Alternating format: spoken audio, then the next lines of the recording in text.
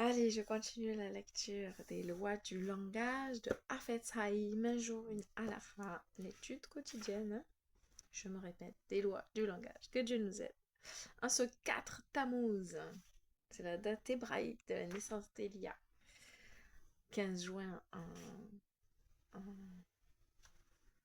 calendrier français et 4 Tammuz en calendrier hébraïque. Donc ça tombe aujourd'hui, le 4 Tammuz. Déjà 5 ans. Réprimander une personne qui dit du lachon hara. Le commandement réprimande ton prochain, Vaïkra chapitre 19 verset 17, demande qu'on avertisse un homme qui faute, qu'il agit incorrectement et qu'on essaye de le convaincre de s'amender. On doit être prêt à subir l'humiliation et les insultes et manifester sa désapprobation aussi longtemps que le pécheur persiste dans sa conduite. Et persévérer même si on pense qu'on a peu de chances d'être écouté ou pas de chance du tout. Ce n'est que lorsqu'on pense que la réprimande l'incitera à commettre des fautes plus sévères qu'on doit s'abstenir de parler. La réprimande doit être faite avec compréhension et respect et chaque fois que possible en privé. Voir Rachi sur Vaïkra, chapitre 19, verset 17. De façon générale, il faut interrompre la personne qui dit du lachon hara, qui a une mauvaise langue, et la réprimander.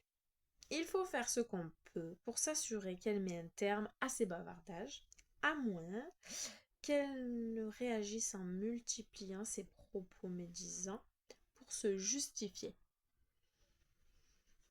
Une autre situation où il n'y a pas lieu de faire de réprimande, c'est lorsque la personne qui parle ne se rend pas compte que ses propos sont du lachon hara, ou ne se rend absolument pas compte que le lachon hara est interdit par la Torah, et qu'il est évident qu'il continuera à parler même si on lui dit que c'est interdit. Dans ce cas, la réprimande transformerait le pécheur involontaire en pécheur intentionnel. Il est donc préférable de ne rien lui dire.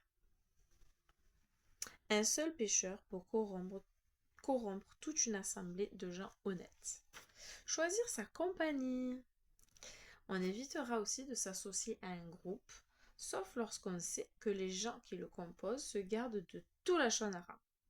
Si on doit se joindre à un groupe, il faut limiter sa présence à un minimum et se taire autant que possible. Un seul pécheur peut corrompre une assemblée de gens honnêtes et obliger à fuir leur compagnie à tous. Le Sefer Rosh Hagiva enseigne. Mon fils, prête attention aux paroles du roi Salomon. Ne parle pas aux oreilles d'un sot de peur qu'il ne corrompe tes sages propos. Michée, chapitre 23, verset 9.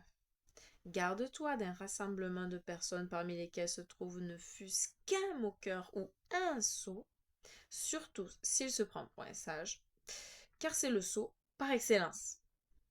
Sois fort pour garder le silence dans de telles assemblées. Ne discute de rien, car même si tu exprimes toutes sortes de sages paroles, ils, les railleurs, et les sots, te vaincront et te couvriront de honte, comme il est dit.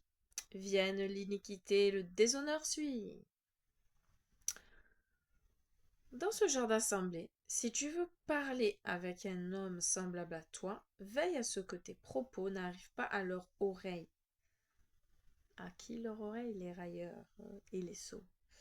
C'est pourquoi le verset conseille: ne parle pas aux oreilles d'un sot, plutôt que ne parle pas à un sot. Fin pour aujourd'hui. Et demain, c'est préparation de Shabbat. Je crois pas que je viendrai. Peut-être, mais c'est pas sûr. Shalom. Peut-être à demain ou après-demain, après Shabbat.